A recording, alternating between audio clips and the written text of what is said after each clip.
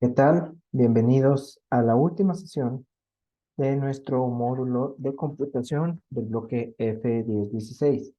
El día de hoy vamos a ver el último de los métodos para encontrar raíces o cruces con los ejes y que se conoce como método de Newton-Raphson. Podemos decir que bisección, recordando un poco el primer método que vimos, encuentra la raíz dentro de un intervalo que tiene dos límites, uno superior y otro inferior. Al aplicarlo esto de manera repetida, sabemos que converge, es decir, llega a nuestra respuesta siempre y cuando cumpla con la condición que uno de los extremos tenga un valor negativo y el otro positivo en el momento de ser evaluados. El método de Newton-Raphson es un método abierto, requiere solamente un punto de inicio, a diferencia de bisección que requiere dos, y de la misma manera que punto fijo que requiere uno solo. Entonces, este método puede ser divergente conforme las iteraciones avanzan y no llegar a una solución. También puede llegar a tardarse. Pero en general, si converge, puede llegar a la solución muchísimo más rápido que el método de bisección. Este es uno de los métodos más utilizados. Recuerden que en bisección muchas veces tenía que hacer varias bisecciones hasta llegar al punto que estoy buscando y tardarse bastante. Mediante este método es posible que llegue en un par o en un poquito más de iteraciones a la respuesta que estoy buscando. ¿En qué consiste propiamente el método de Newton-Raphson? Consiste en un concepto matemático que ya conocemos y que es precisamente la derivada. Si tenemos la función azul de la cual queremos encontrar el cruce, que podemos visualizarlo aquí, lo que vamos a encontrar es la recta tangente. Recuerden que para encontrar la recta tangente, su pendiente en específico, hacemos la derivada. Entonces tomo un punto inicial, x, y en ese punto encuentro la recta tangente, vean que gráficamente iría algo así. Y entonces, en este punto donde cruza el eje de las x, le voy a llamar x y más 1, o la siguiente x. Aquí volvería a ser lo mismo. Vuelvo a evaluar en este punto, va a salir otra recta tangente, vuelvo a evaluar en este punto y otra recta tangente hasta acercarme lo más posible a este valor. En eso consiste el método de Newton-Raphson a grandes rasgos. Ahora, ¿cómo llegamos a la fórmula que necesitamos? Recordando esta que es la derivada es diferencia de y entre diferencias de x, vemos que cuando tenemos el punto x y, el primero, diferencias de y es la función evaluada en x y menos cero, porque esta es la función de abajo, es la parte de arriba. Y las x, pues es la x en la que estoy menos la x siguiente, es la diferencia de las x. Con esto tengo la pendiente.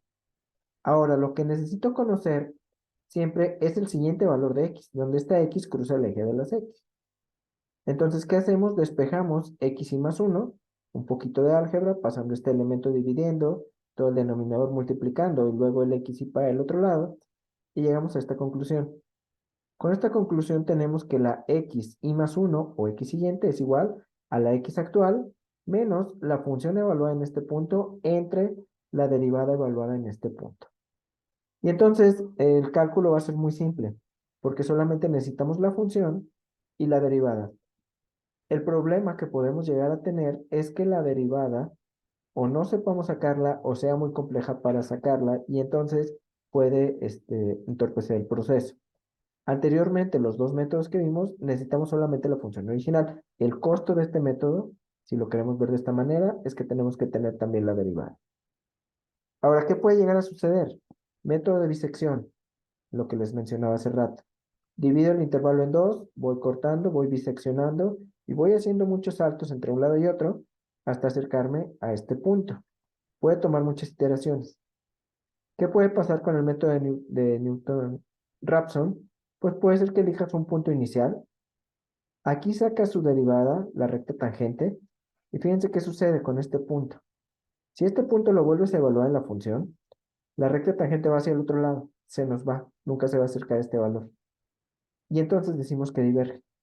Pero un pequeño cambio, fíjense que aquí, aunque no hay escala, probablemente se alcanza a apreciar, pero la XY está un poquito más a la derecha, un poquito más cercano a la raíz. Si lo hacemos así, lo que va a suceder es que la recta tangente llega a este punto, si evalúo aquí, me voy acercando y cada vez me voy a acercar más, y en ese caso sí converge y de forma muy rápida. ¿Se fijan? La diferencia fue en la evaluación que se hace antes o después del punto crítico. Si evalúo antes del punto crítico, me voy a acercar a este valor porque la recta tangente va a bajar hacia acá. Pero si evalúo después del punto crítico, pues va a ser divergente porque se nos va a ir. Entonces, este punto crítico no tuvo que ver con el primer punto que tomamos, tuvo que ver con la segunda o tercera evaluación. Entonces, muchas veces no hay una relación directa como para saber qué valor tomo, no nada más por decir que está cerca de la raíz, forzosamente voy a llegar al valor encontrado. Hay que tener mucho cuidado con eso y muchas veces sale esto solamente a prueba y error. Entonces, podemos encontrar el porcentaje, qué tanta diferencia hay o qué tanto error. Recuerden que el error aquí no significa que esté mal, sino la diferencia entre esto y el valor anterior. Y con esto podemos encontrar un error aproximado porcentual que en un momento utilizaremos. Ahora, ¿qué puede llegar a pasar? Varias desventajas del método. Puede ser ineficiente y no converger o converger de manera muy lenta. Por ejemplo, si vemos este caso, tenemos la x0, la tomamos aquí, sacamos la recta tangente, x1, este x1 lo evaluamos acá, sacamos la recta tangente, evalúo x2 y entonces cada vez me estoy alejando más del punto que debería de haber tenido. De la misma manera, si tomo este x0, fíjense que el cruce esté por este lado, pero si tomo este x0, la x1 me va a dar este valor, al evaluar este me da x2, x3, x4, y de manera que me voy a estar alejando de la respuesta que necesito. Igual, si tomo este punto de inicio y quisiera haber encontrado esta raíz, pues fíjense que al ir haciendo esto, evalúo en este valor, saco la recta tangente y cada vez me voy alejando. O incluso puede llegar a ser que tomes este valor, evalúes y en el momento de evaluar aquí, pues fíjense que este es el punto crítico, donde la derivada es cero, y entonces se va y nunca te vas a acercar. Estos son casos donde la convergencia es ineficiente, es decir, no puedes llegar al valor buscado. ¿Qué tendrías que haber hecho en cualquiera de estos? No quiere decir que no exista solución. Fíjense que si vemos la gráfica azul, en todos los casos hay un cruce. Entonces, bueno, menos en el último sí no tendríamos un cruce, pero en todos los demás sí podríamos llegar a ese variando el punto inicial. En vez de tomarlo en este lugar, tal vez lo hubiera tomado más cerca y me hubiera acercado muchísimo más a mi valor. Igual en este caso, en vez de tomar la x0 acá, hubiera sido conveniente tomarlo antes del punto crítico para que en el momento de evaluar baje hacia este lado. Muchas veces eso no es fácil de ver porque no tenemos la gráfica. Y lo único que podemos hacer es tomar puntos de prueba, tomar valores relativamente aleatorios, o que no conozcamos exactamente su comportamiento para ver si se acerca o no. Por eso este método tiene esa desventaja. A diferencia de bisección, que desde el primer instante podemos saber si con los valores que tenemos puedes llegar a la solución o no. Entonces, tener mucho cuidado con nuestros valores de prueba. Voy a poner, por ejemplo, algo para evaluar, que es la función e a la menos x menos x. Esta función debo de conocer su derivada. La derivada es menos e a la menos x menos 1. Y la siguiente x se calcula con la x anterior menos la función original entre la derivada. Y voy a ir evaluando entre cada uno de esos valores. Para no hacerlo de forma manual, lo voy a explicar en Excel y vamos a ver qué sucede. Tengo la función en el punto 0, tengo la función evaluada en el punto 0, e a la menos x es lo mismo que 1 sobre a la x, evaluada en 0, menos 0 me da 1, y esto me va a dar menos 2, la función derivada evaluada en 0. Para encontrar la siguiente x, la formulita es muy simple. Es la x anterior menos la derivada, perdón, la función original entre la derivada. Y ese me da este valor. Posteriormente evalúo la función original con el valor nuevo, la derivada la evalúo con el nuevo valor.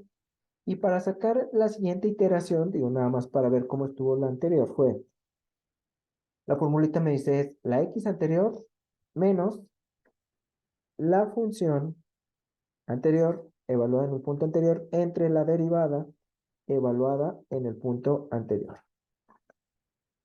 Para hacer esto, hago lo mismo, evalúo cada uno de ellos.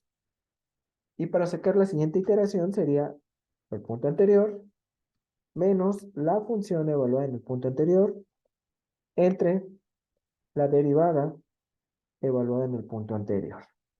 Entonces, fíjense que si yo continúo haciendo esto, me lo voy a llevar hasta este punto. Fíjense qué sucede. Cada vez me estoy acercando, la respuesta podríamos decir que está cerca del punto 5671, dependiendo de la precisión que queramos. Lo que quería enfatizar era que en la primera evaluación la función me da 1, la segunda me da punto 1, la que sigue me da punto 001, la que sigue me da 1.96 por 10 a la menos 7, o sea, 6 ceros y luego un 1. Y la que sigue me da 4.4 por e a la menos 15, o sea, 14 ceros y luego un 4. Esto me dice el porcentaje de error, es decir, qué tanto cambió con respecto al anterior, hubo un cambio grande o no, aquí cambió un 11%, aquí 0.14%, aquí 0.22% y acá prácticamente nada. Es precisión del Excel, no que sea un 0%. Sin embargo, esto nos da idea de que en las primeras 3 o 4 iteraciones ya llegamos a un resultado correcto. Está variando casi nada, es mínimo. Y el resultado lo podríamos decir que expresar como 0.5671, dependiendo del número de elementos o decimales que requieras. Esto fue porque el punto de inicio fue 0. Pudo haber sido que con un punto de inicio más lejano o más cercano, pudimos haber llegado más rápido o simplemente pudo haberse ido la función y no llegar al resultado que requerimos. Entonces, tenemos que tener en cuenta eso para lo siguiente, que es lo que propiamente vamos a trabajar con el método. Entonces, voy a explicar esa parte. Y el pseudocódigo del método de Newton-Raphson es muy similar a los métodos que ya tenemos. La única diferencia, bueno, las únicas diferencias es, podemos adaptar el método a partir del método de punto fijo que teníamos en la sesión anterior. Lo podemos copiar y hacer las modificaciones pertinentes, pero ahora voy a necesitar pedir no solamente la función, sino su derivada. MATLAB puede calcular derivadas, sin embargo, hay que instalar un complemento, un módulo que se llama SIMS, y después hacer algunos pequeños códigos para poder hacer la evaluación. No es tan directo, por eso al principio, ahorita les voy a encargar que va a ser muchísimo más fácil para nuestras pruebas, pedir al usuario tanto la función como su derivada. Para las pruebas, ustedes pueden escribirlas dentro del código, no hay ningún problema, pero recuerden que es importante que el usuario pueda teclearlas. Y esto va a salir a partir de la modificación del código anterior. Lo único que vamos a cambiar prácticamente es esto. Cómo encontrar la P o el valor, que ahora es la P inicial menos la función evaluada entre la derivada evaluada. Si cumple que el valor absoluto es menor a la tolerancia, ya llegué a mi respuesta. Si no, incremento la I y hago el intercambio de la P encontrada por la nueva P y vuelvo a repetir el proceso hasta llegar a la tolerancia requerida o bien que se me agote el número de iteraciones. Entonces, ¿para qué vamos a utilizar eso? Lo vamos a utilizar para resolver, una vez que tengan su programa, pueden resolver 3 ejercicios en un solo LiveScript. Lo que les voy a encargar es lo siguiente. Van a correr el programa, van a poner las condiciones necesarias y en la parte de abajo en su LiveScript van a escribir la respuesta para cada uno de estos ejercicios. Solamente hay que ser los que están marcados con flechita y dentro de los que tienen flechita solamente los que tienen rectángulos. En el primero de ellos nos dice la función es menos x cúbica menos coseno de x y el punto de inicio es -1.